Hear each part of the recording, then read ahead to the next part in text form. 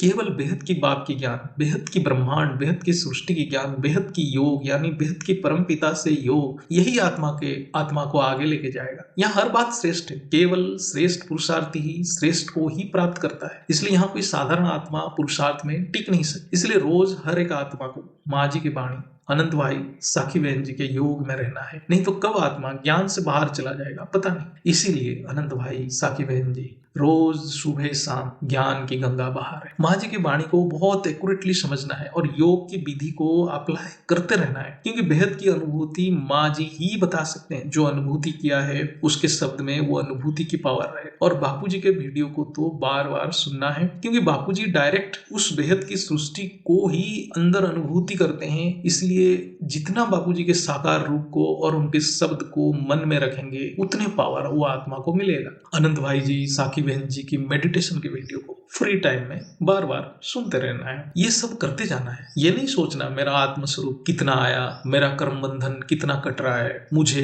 कुछ दिख रहा है कि नहीं दिख रहा है, ये सब भूल जाना है। केवल बुद्धि को बिजी रखना है। बुद्धि इधर उधर भागा तो फिर संकल्प उल्टा चलेगा। अभी एक ही पुरुषार्थ है, बुद्धि को ज्ञान योग सेवा में बिजी रखना है। इसलिए कर्मयोगी बनने के लिए बापूजी कहते हैं, गीता का सार है, उपनिषद का मूल उपदेश भी है, बिना लक्ष्य बिना कर्म मनुष्य की संकल्प नियंत्रण में नहीं रहता है और उसकी पतन हो जाता है। इसलिए